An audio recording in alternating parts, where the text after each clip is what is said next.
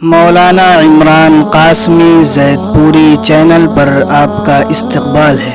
الحمد لوليه والصلاة على أهلها أما بعد فأعوذ بالله من الشيطان الرجيم بسم الله الرحمن الرحيم إن الذين آمنوا وعملوا الصالحات لهم جنات تجري من تحتها الأنهار ذلك الفوز الكبير صدق الله العظيم۔ حاضرین باوقار دینی ایمانی بھائیوں اور بزرگوں، شعبان کا مہینہ چل رہا ہے۔ اس مہینے میں وہ رات بھی آتی ہے جس کو ہم اور آپ شب برات کہتے ہیں۔ اس رات کی فضیلت کے سلسلے میں 10 صحابہ کرام سے احادیث مروی ہیں۔ بعض حضرات ایسے بھی ہیں جو شب برات کی فضیلت کا انکار کرتے ہیں، اس رات کی فضیلت کو بے بنیاد بتاتے ہیں، لیکن ان کا یہ خیال غلط ہے۔ ہاں، اتنی بات ضرور ہے کہ اس رات کے سلسلے میں بعض احادیث ضعیف کمزور ہیں، لیکن دوسری احادیث سے تائید ہو جاتی ہے، اس لیے وہ کمزوری ختم ہو جاتی ہے۔ الغرض 10 صحابہ کرام سے جس رات کی فضیلت کے سلسلے میں احادیث موجود ہو، اس رات کی فضیلت کا انکار کرنا یہ غلط ہے۔ اس رات کی اپنی ایک فضیلت ہے۔ صحابہ کرام کے دور میں، تابعین کے دور میں اور تبع تابعین کے دور میں اس رات میں عبادت کا اہتمام ہوتا رہا ہے۔ اس رات میں نوافل پڑھنے کا اہتمام ہوتا رہا ہے، دعائیں کرنے کا اہتمام، اللہ سے مانگنے کا اہتمام، توبہ اور استغفار کا اہتمام، ذکر و عبادت کا اہتمام ہوتا رہا ہے۔ لہذا شب برات کے موقع پر جتنا ہم سے ہو سکے اللہ تعالیٰ کی عبادت کریں، اللہ تعالیٰ سے دعائیں کریں، قرآن پاک کی تلاوت کریں اور ذکر و اذکار کا عمل کریں۔ عام دنوں میں، عام راتوں میں ہم عبادت کریں، قرآن پڑھیں، تلاوت کریں، ذکر کریں، ثواب ضرور ملے گا، لیکن جب اس رات میں عبادت کی جائے گی، اس رات میں قرآن کی تلاوت کی جائے گی، ذکر کیا جائے گا، دعائیں کی جائیں گی، تو اللہ تعالیٰ کے یہاں اس رات کی عبادت کی قدر قیمت بڑھ جائے گی۔ اس رات میں عبادت کرنے کی ترغیب دی گئی، اس رات کی فضیلت بیان کی گئی، اسی وجہ سے کہ اس رات میں جب کوئی نیک عمل کیا جائے گا تو اس کی قیمت اللہ تعالیٰ کے یہاں بڑھا دی جائے گی، اجر و ثواب بڑھا دیا جائے گا۔ گویا آخرت کی زیادہ سے زیادہ کمائی کا یہ ایک موقع ہوتا ہے، سیزن ہوتا ہے، جو اللہ تعالیٰ ہمیں اور آپ کو شب برات کی شکل میں عطا فرماتا ہے۔ دنیا کمانے کا سیزن آتا ہے، مال کمانے کا سیزن آتا ہے، تو ہم مکمل طور پر چستی کے ساتھ، پھرتی کے ساتھ، بڑی محنت اور مشقت کے ساتھ مال کمانے میں مشغول ہو جاتے ہیں، اور جو سیزن میں نہ کما سکے، سیزن سے فائدہ نہ اٹھا سکے، اس کے بارے میں ہم اور آپ یہ کہتے ہیں کہ اس سے چوک ہو گئی، موقع سے فائدہ نہیں اٹھا سکا، وہ ہوشیار نہیں تھا، وہ سمجھدار نہیں تھا۔ لیکن نیکیوں کے کمانے کا یہ سیزن جو ایک رات کی شکل میں اللہ تعالیٰ نے عطا فرمایا ہے، کیا اس رات میں بھی ہمارے اندر وہ پھرتی ہوتی ہے؟ نیکی کمانے کے سلسلے میں کیا دلچسپی وہ ہوتی ہے جو دنیا کمانے میں ہو؟ اس کا مطلب ہمارے دلوں میں یہ مرض پیدا ہو چکا ہے کہ ہم دنیا کی کمائی کو کمائی سمجھتے ہیں، دنیا کی دولت کو دولت سمجھتے ہیں، اور نیکیوں کو اور عبادات کو ہم دولت اور کمائی نہیں سمجھ رہے، ورنہ دونوں جگہوں پر ہم چاق و چوبند رہتے اور چست رہتے اور دونوں جگہ محنت کرتے۔ ایک جگہ بے پناہ محنت ہو رہی ہے اور دوسری جگہ ہمارا معاملہ بہت کمزور ہے، تو اس بات کو سمجھنے کی ضرورت ہے اور ہمیں شب برات کی رات سے فائدہ اٹھانے کی ضرورت ہے۔ شب برات کے سلسلے میں ہمارے ہاں ایک عمل قبرستان جانے کا ہوتا ہے۔ اس سلسلے میں بھی ہمیں یہ سمجھنا چاہیے کہ حضور اکرم صلی اللہ علیہ وسلم کی سیرت سے ہمیں کیا پیغام ملتا ہے اور کیا عمل ملتا ہے۔ حضور اکرم صلی اللہ علیہ وسلم کا جو زمانہ ہے زمانہ نبوت، آپ کا 23 سالہ دور نبوت ہے۔ 23 سال تک آپ نبی کی حیثیت سے دنیا میں موجود رہے۔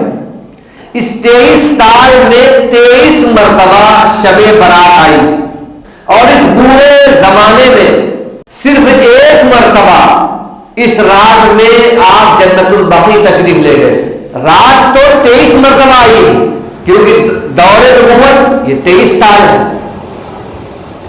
23 مرتبہ یہ رات آئی ہے، لیکن اس رات میں صرف ایک مرتبہ امام الانبیاء جنت البقیع قبرستان تشریف لے گئے۔ لہذا علماء نے یہ بات بیان فرمائی کہ شب برات کے موقع پر قبرستان جانا ثابت ہے،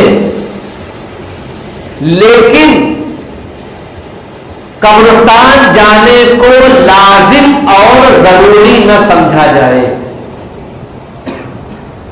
اگر ہر سال قبرستان جانا ضروری ہوتا تو امام الانبیاء سرور کونین حضرت محمد عربی صلی اللہ علیہ وسلم ہر سال جاتے۔ آپ ایک بار گئے، ایک موقع پر یہی بات بیان کی گئی تو ایک صاحب کہنے لگے کہ حضور اکرم صلی اللہ علیہ وسلم صرف ایک بار قبرستان گئے۔ مولانا صاحب نے تو ایسی بات بیان کر دی، جب صحابہ کا انتقال ہوتا تھا، کسی کی وفات ہوتی تھی، تو کیا حضور قبرستان نہیں جاتے تھے؟ حضور تو بارہا گئے ہوں گے مٹی دینے کے لیے، اور مولانا صاحب کہہ رہے ہیں کہ ایک مرتبہ گئے۔ تو یہ بات بھی بعض لوگوں نے کہی۔ اب آپ غور کریں، بات یہاں یہ ہو رہی ہے کہ شب برات میں ایک مرتبہ گئے۔ عام دنوں کے بارے میں یہ بات نہیں کہی گئی کہ حضور قبرستان نہیں گئے۔ عام دنوں میں صحابہ کرام کا انتقال ہوتا تھا تو آپ مٹی دینے کے لیے قبرستان جاتے تھے، بارہا گئے ہیں۔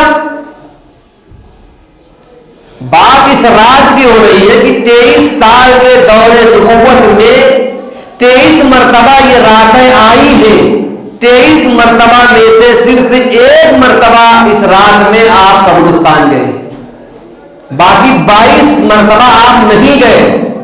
لہذا قبرستان جانے کو ضروری نہ سمجھا جائے۔ ہمارے دل اور دماغ میں یہ خیال بیٹھا ہوا ہے کہ اگر شب برات میں قبرستان نہیں گئے تو اس کا مطلب ہم نے شب برات نہیں منائی۔ آپ معاشرے پر غور کریں، ہم خود غور کریں، ہمیں یہ خیال محسوس ہوتا ہے، لوگوں کی زبان سے یہ بات نکلتی بھی ہے کہ آج کے دن اگر قبرستان نہیں جائیں گے تو کب جائیں گے، اور آج اگر نہیں گئے تو پھر شب برات ہم نے منائی نہیں۔ تو یہ بات اسی وقت زبان سے نکلے گی یہ جملہ تبھی نکلے گا جب قبرستان جانے کو ہم ضروری اور لازم سمجھیں گے. اگر ضروری اور لازم ہے جس طرح کہ ہم سمجھ رہے ہیں اور ہمارا معاشرہ سمجھ رہا ہے تو پھر حضور ایک بار کیوں گئے؟ تو کیا حضور نے وہ کام چھوڑ دیا جو ضروری تھا؟ جو کام لازم تھا اس کو حضور نے چھوڑ دیا.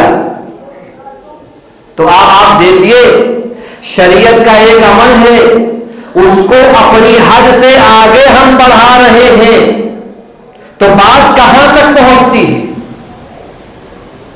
اسی لیے مفسر قرآن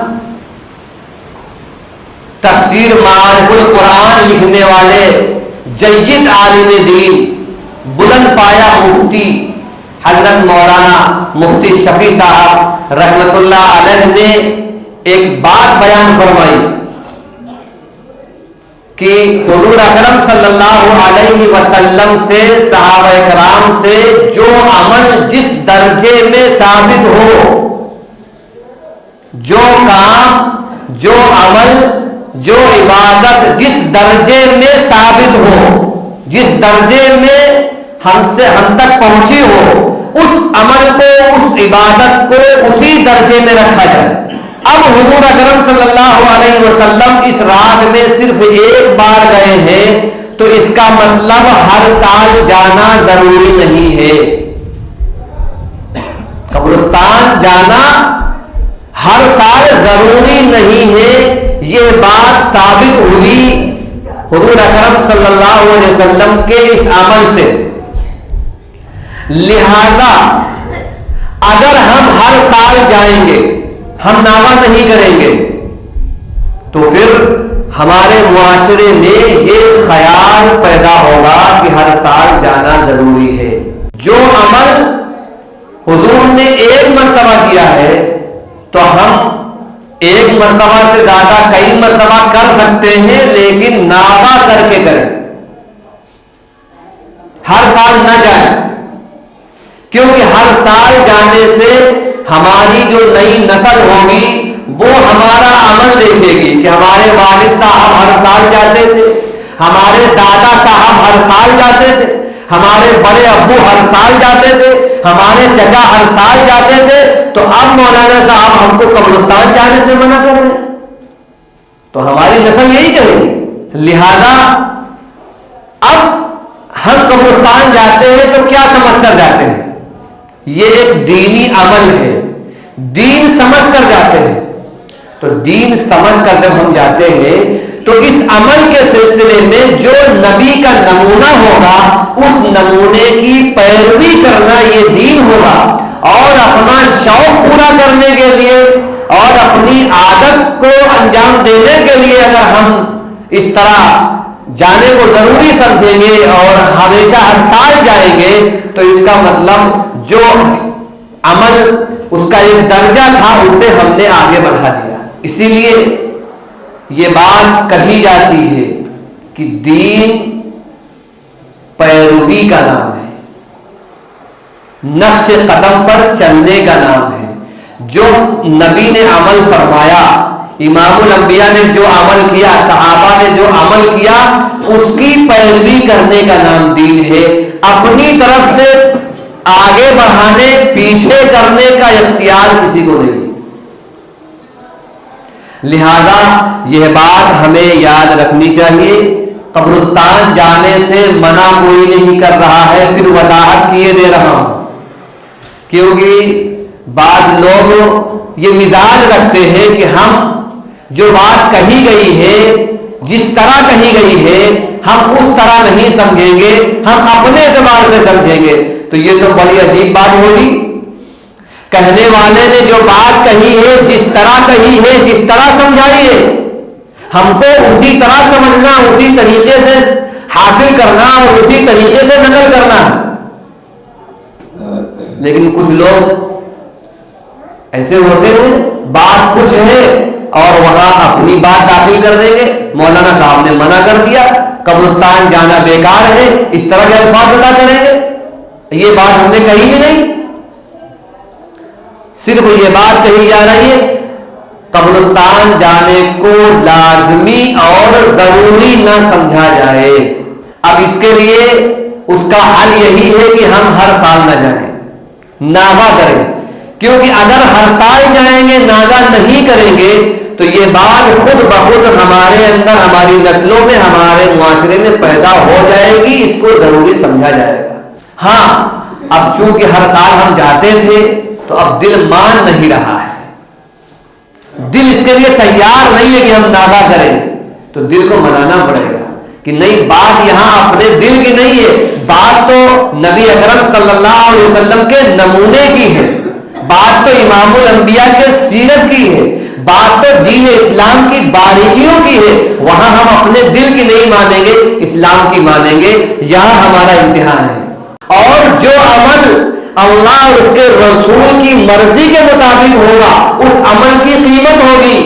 جہاں اپنی مرضی شامل ہوئی، اپنا شوق شامل ہوا اور اپنی عادت کو ہم نے داخل کیا، تو پھر کل قیامت کے دن ہم دیکھ لیں گے کہ ان اعمال کی اللہ تعالیٰ کے یہاں کوئی حیثیت نہیں ہوگی، کیونکہ اللہ تعالیٰ دیکھیں گے اس عمل پر نبی کے نمونے کی مہر موجود ہے یا نہیں، نبی کے نقش قدم پر چلنے کی صفت اس عمل میں ہے یا نہیں۔ لہذا قبرستان جانا چاہیے، لیکن ناغہ ضرور کریں، اس کا خیال کریں۔ اور ایک عمل ہے، اس رات کے بعد 15ویں شعبان کا روزہ رکھا جاتا ہے، تو اس روزے کے سلسلے میں بعض حضرات کے ذہن میں ہے کہ یہ سنت ہے، اس سلسلے میں بھی ہمیں صحیح بات، تحقیقی بات معلوم ہونا چاہیے۔ پورے ذخیرہ احادیث میں صرف ایک حدیث موجود ہے، حضرت علی رضی اللہ تعالیٰ عنہ اس کے راوی ہیں، اس حدیث میں یہ کہا گیا کہ اس رات میں قیام کرو، عبادت کرو اور دن میں روزہ رکھو، 15 تاریخ کو روزہ رکھو، لیکن یہ حدیث ضعیف ہے، کمزور ہے، اور صرف ایک حدیث ہے روزہ رکھنے کے سلسلے میں، تمام ذخیرہ حدیث میں، اور وہ بھی ضعیف ہے۔ اس لیے بعض فقہا نے 15ویں شعبان کے روزے کو سنت قرار دینے سے منع کیا ہے۔ شب برات کی وجہ سے 15ویں شعبان کے روزے کو سنت قرار دیا جائے تو اس سے پرہیز کرنا چاہیے، یہ بات بعض فقہا نے بیان کی ہے، اور اس کی وجہ یہ ہے کہ صرف ایک حدیث ہے اور وہ بھی ضعیف ہے، لیکن ہمارے یہاں روزہ رکھنے کا رواج ہے، اور مردوں سے زیادہ شاید خواتین اور مستورات روزہ رکھتی ہیں، تو اب مولانا صاحب نے تو ایسی بات کہہ دی، تو اب اس کا ایک شرعی حل بھی موجود ہے کہ 15ویں شعبان کے روزے کو شب برات سے نہ جوڑ کر کے اس نظریے سے روزہ رکھا جائے کہ یہ ماہ شعبان کا ایک دن ہے، کیونکہ حضور اکرم صلی اللہ علیہ وسلم کی حدیث ہے کہ 1 شعبان سے لے کر 27 شعبان تک روزہ رکھنے کی فضیلت ثابت ہے، اس میں بیان کی گئی۔ اگر کوئی 2 شعبان کو روزہ رکھتا ہے تو اس کی فضیلت ہے، کوئی 25 شعبان کو روزہ رکھتا ہے تو اس کی فضیلت ہے، کوئی 12 شعبان کو روزہ رکھتا ہے تو اس کی فضیلت ہے، اور کوئی 15 شعبان کو روزہ رکھتا ہے تو اس کی فضیلت ہے۔ تو اس پورے ماہ شعبان کی فضیلت سے جوڑ کر چاہے جس دن روزہ رکھیں آپ، 1 تاریخ سے لے کر 27 تاریخ تک ہر دن کے روزے کی فضیلت برابر ہوگی، چاہے آپ 10 شعبان کو رکھیں، چاہے 20 کو رکھیں، چاہے 24 کو رکھیں، چاہے 15 شعبان کو رکھیں، یہ اس مبارک مہینے کی فضیلت سے جوڑ کر کے آپ جس دن روزہ رکھیں گے اس کی فضیلت ہوگی، ایک بات۔ اور دوسری بات یہ ہے 15ویں شعبان کے روزہ رکھنے کے سلسلے میں کہ یہ بات ذہن میں رہے، روزہ رکھنے والے ذہن میں رکھیں کہ حضور اکرم صلی اللہ علیہ وسلم کا یہ معمول تھا کہ عربی مہینے کی 13, 14 اور 15 تاریخ کو روزہ رکھتے تھے ہم سب کے آقا حضرت محمد عربی صلی اللہ علیہ وسلم. عربی مہینے کی 13 تاریخ، 14 تاریخ، 15 تاریخ، چاہے وہ رجب کا مہینہ ہو، چاہے وہ ربیع الاول کا مہینہ ہو، چاہے وہ ذی القعدہ کا مہینہ ہو، چاہے وہ محرم کا مہینہ ہو، ہر مہینے میں حضور اکرم صلی اللہ علیہ وسلم 13، 14، 15 ان 3 تاریخوں کو روزہ رکھتے تھے. لہذا حضور اکرم صلی اللہ علیہ وسلم کا یہ ایک معمول تھا کہ 13 شعبان کو، 14 شعبان کو، 15 شعبان کو روزہ رکھتے تھے. ان روزوں کو ایام 20 کے روزے کہے جاتے ہیں. جو مسائل کی کتابیں ہوتی ہیں ان میں روزہ کے مسائل لکھے رہتے ہیں، مستحب اور سنت روزوں کا تذکرہ ملتا ہے، تو وہاں پر ان روزوں کے سلسلے میں یہ لفظ آتا ہے ایام 20 کے روزے. چاند 14 تاریخ کو مکمل ہوتا ہے تو یہ گویا اس دن کے روزے ہیں کہ رات پوری چمکدار ہوتی ہے. روزہ بھی ایک نورانی عبادت ہے تو ایک جوڑ ہو جاتا ہے. خیر، تو حضور اکرم صلی اللہ علیہ وسلم 15 شعبان کو بھی روزہ رکھتے تھے، 14 کو بھی رکھتے تھے، 13 کو بھی رکھتے تھے. تو اب ان 2 باتوں کو سامنے رکھ کر کے 15 شعبان کو روزہ رکھا جائے. شب برات سے جوڑ کر نہیں بلکہ اس پورے مہینے کی فضیلت ہے، اس لیے ہم 15 شعبان کو روزہ رکھ رہے ہیں. اور اس لیے ہم روزہ رکھ رہے ہیں کہ حضور 13 اور 14 اور 15 شعبان کو روزہ رکھتے تھے، تو چلو ہم 13 کو نہیں رکھ پا رہے ہیں، 14 کو ہم نے نہیں رکھا، ایک ہی روزہ رکھ لیا. تو اب حضور کا یہ نمونہ سامنے رکھ کر کے روزہ رکھا جائے گا تو انشاءاللہ اس روزے پر آپ کو بہت اجر و ثواب ملے گا. تو شب برات کے تعلق سے یہ چند باتیں آپ حضرات کی خدمت میں بیان کی گئی ہیں. اس موقع پر شیطان نے بھی ہمیں نقصان پہنچانے کی بہت کوشش کی، حلوہ پکانے میں ہمیں لگا دیا اور بچوں کو پٹاخے چھڑانے میں لگا دیا. کئی لاکھ روپیہ پٹاخے میں ضائع ہوتا ہے. ایسا تو ہے نہیں کہ صرف ہمارے محلے میں یا ہمارے یہاں ہوتا ہے، بہت سے علاقوں میں ہوتا ہے. پٹاخے داغے جا رہے تو ہم مسلمانوں کا پیسہ ضائع ہو رہا ہے. تو لاکھوں روپیہ ایسی مبارک رات میں پٹاخے میں ضائع ہو، یہ ہمارے معاشرے کا حال ہے. اور حلوہ ہم پکانے میں لگ گئے. بعض لوگ کہتے ہیں مولانا صاحب آپ کیوں منع کر رہے ہیں؟ حلوہ پکانا، حلوہ کھانا، میٹھا کھانا یہ کون سی خراب بات ہے؟ خراب بات کوئی نہیں ہے، ہم بھی نہیں کہتے خراب بات ہے. ہم یہ کہتے ہیں حلوہ پکانے کو اس رات سے کیوں جوڑا جا رہا ہے کہ اسی رات میں بنائیں گے. 10 شعبان کو بنا لیں، 20 شعبان کو بنا لیں، جو رجب کا مہینہ گزرا ہے رجب کے مہینے میں ہم بنائیں. مسئلہ یہ ہے کہ اسی رات میں ہم کیوں بنائیں، اسی رات میں ہم کیوں خریدیں؟ مسئلہ اس بات کا. اگر یہ اتنا ضروری تھا تو پھر صحابہ کی زندگی میں یہ عمل ملنا چاہیے تھا. حضور کے زمانے میں یہ عمل ہوتا کہ جب یہ رات آتی تو ہمیں یہ نظر آتا، سیرت میں ملتا کہ حضور مٹھائی حلوہ بنواتے تھے یا خریدتے تھے یا صحابہ کرام کے بارے میں کوئی ایسا عمل ہوتا. لیکن حضور کی آپ پوری سیرت پڑھ ڈالیے، صحابہ کرام کی سیرت پڑھ ڈالیے، آپ کو کہیں نظر نہیں آئے گا کہ حضور نے حلوہ بنایا ہو یا خریدا ہو یا صحابہ نے حلوہ بنایا ہو یا خریدا ہو. ہم تو حضور کی سیرت دیکھیں گے، صحابہ کا طریقہ، صحابہ کی سیرت دیکھیں گے. وہاں اگر وہ عمل نہیں ملے گا تو پھر وہ آج کا رواج ہے اس کو ہم شب برات سے جوڑ کر نہ دیکھیں، اس سے ہٹ کر کے ہم آگے پیچھے بنائیں، کوئی حرج کی بات نہیں. اللہ تعالی ہمیں اپنے پیارے نبی کی سیرت کو جاننے کی اور صحیح طور پر دین کو سمجھنے کی اور اپنے آپ کو جتنا ہو سکے صحیح دین پر قائم رکھنے کی اور دین سے ہٹی ہوئی جتنی بھی چیزیں ہیں، رسومات، بدعات، ان سے اپنے آپ کو بچانے کی توفیق نصیب فرمائے. وآخر دعوانا الحمد للہ رب العالمین.